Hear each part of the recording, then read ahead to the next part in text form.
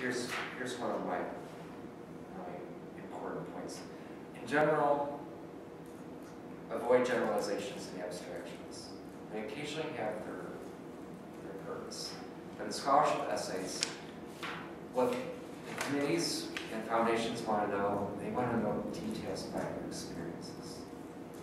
So sometimes at the end of a paragraph, it's important to reflect on the insight that you've developed on an experience, but in general, focus on details.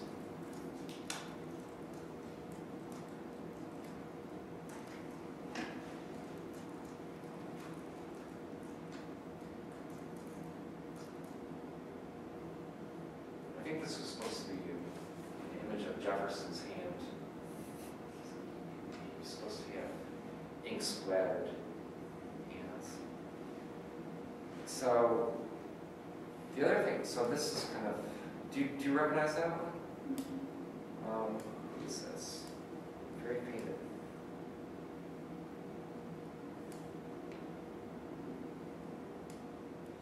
Don't come to me. Anyway, so scholarships really can be a huge boost to one's career.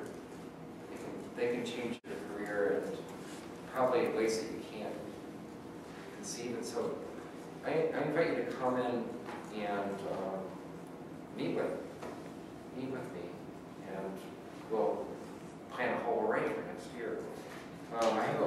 Also, you see on your list, we have some admonitions, some do's and don'ts. Like, one of the things I always do is talk about framing. So one of the rules is never be negative. Always be positive. Even if you have witnessed, a terrible thing, like you can frame it as learning. So the other thing is don't be listy. Don't list as in a resume.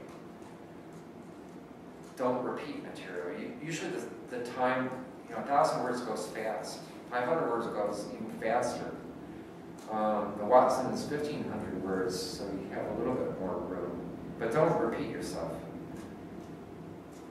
Don't make unsubstantiated value claims about yourself. So don't just completely say something about yourself that isn't,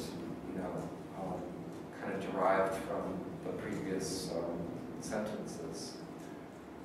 Put key items and anecdotes up front. Like, often it's great to start out with the most vibrant experience you've had, the most key experience you've had. Another rule is don't make the reader work. Like, imagine people from the foundations or faculty here at Colby reading these at 11 or 12 o'clock at night. Don't make them work.